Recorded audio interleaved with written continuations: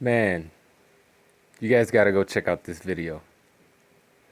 It's the funniest shit ever, man. Artorias boxing. You outdid yourself. Anyway, welcome back. I was checking out some videos out there, like this one from Mr. Fight Journal. And he brought up some interesting points, as did some commenters on my video. It was quite a few of you guys, so I'm not gonna try to struggle to remember all of you that did. But you guys basically all of you brought up the same point, and from what I was listening, from what I was deducting, speak English, what I was deducing while listening to the Fight Journal was that he basically insinuated the same thing. And, I posed the question without really thinking about this. And yeah, give me a second, I'll get to it, god damn it. But my question was, what are they suspending him from doing, right? And even though I wasn't thinking of that, shout out to all the people in the comment sections who were, and basically stated that, well, maybe he won't have to do any VADA since he's provisionally suspended. I mean, could be some shit that they're trying to pull, but I'm sure Tom Loeffler, K2, Golovkin, they're going to make sure that Canelo is being tested if indeed they're going to go through with the fight. I think Vegas wants it, and I think it really seems like Golovkin is considering other options maybe. But we'll see what happens. But yeah, that was a great question a lot of people posed. Is now that Canelo is suspended, is he still supposed to be doing VADA? Right? Is he going to be doing VADA? But, if we talk about it, they're going to make him do it. Somebody's going to make him do it. So, good on you guys for bringing that up. Also, this whole idea that Canelo asked for VADA testing, just keeps pissing me off because I keep hearing it. No, he didn't. Just like Canelo asked for Floyd Mayweather to train him, right? Get the fuck out of here.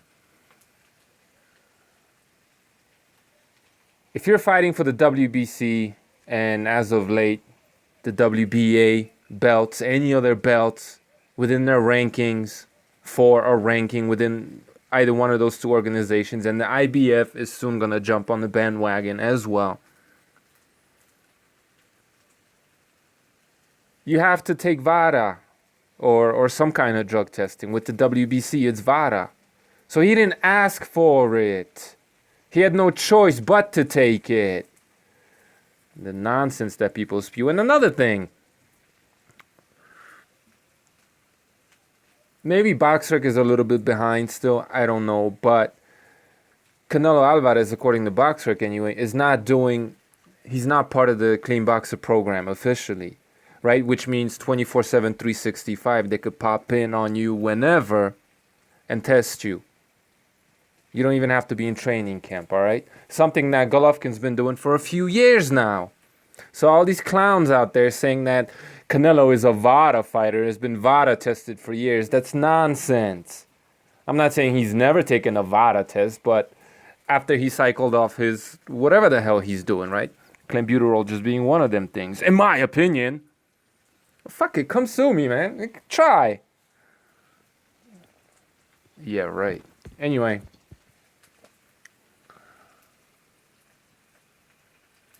So, and here's another thing about that. Because customarily, if you look at Canelo's history, and most people that only do VADA for certain fights, they're not part of the Clean Boxer program, they start 8 weeks before the fight on the dot. Okay? Canelo was tested something like 9 or 10, almost 10 weeks. You understand? Or maybe it was exactly 10 weeks. So he was probably anticipating the 8-week cutoff period, right? And timed his cycle like that. But they popped in on him a couple of weeks earlier than what he's used to, which is probably why he still had traces of clenbuterol in his system. You understand? So, you know, if we are to believe BoxRec and that they are current and up to date with everything, Canelo is not part of the Clean Boxer program, which from the very beginning should have let you understand that the fight is not going to be fought on a level playing field. I mean, obviously it never was going to be, but when it comes to drug testing protocols, Golovkin is, maybe not anymore, but has historically been on a much stringent drug testing protocol than Canelo, right? Anyway, what else did I want to say here? Man, that was the funniest video. You guys got to go check it out. Artorias Boxing. And check out the Fight Journal Boxing if you're not subscribed. Very good channel. Unbiased. Fair. Oh, and another thing he was talking about is how, because he's on the East Coast and this is very much on his mind, is how this whole charade they're running and how they're fucking it up and screwing with the promotion of the fight, honestly.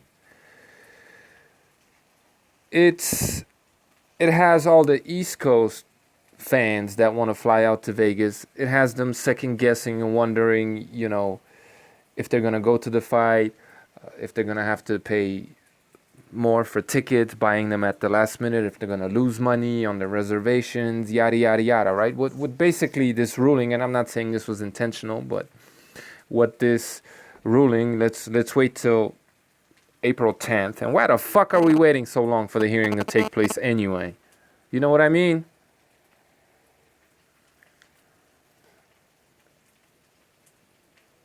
What it's going to do, and he didn't say this explicitly, but this is what I'm getting from what he's saying. It's going to prevent a lot of Triple G fans from going to the fight, right? Because Triple G is the king of New York. I'm not saying Canelo doesn't have any fans in New York, but Triple G is the king of New York. And a lot of his support probably won't be there from New York, won't be there at the fight.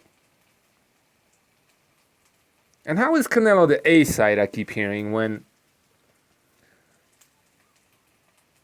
when from everything that I've heard, the crowd was more for Triple G than Canelo in that fight. So how is Canelo the A side here?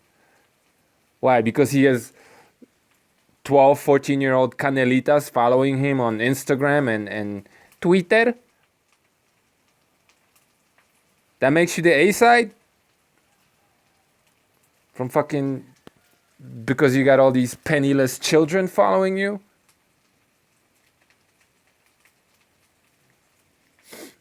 On social media? Whatever. Anyway, I'm glad Golovkin is flexing some muscle. I'm glad he's putting Nevada State Athletic Commission on blast. I'm glad he's speaking his mind. I'm glad he's not playing ball. Is it going to hurt him in the end? Time will tell. You know, people saying it's not smart, it's not wise. Those people are pussies. Let's just keep it real. Those people are the types of people that will never stand up for what's right because they're pussies. Anyway, this whole waiting till April 10th is just shiesty as fuck. It sounds like they're giving Canelo enough time to come up to fabricate quote-unquote evidence when all they gotta do is... I mean, I could run this investigation and Canelo would be fucked. And I'm no investigator, but this is so easy to get to the bottom of.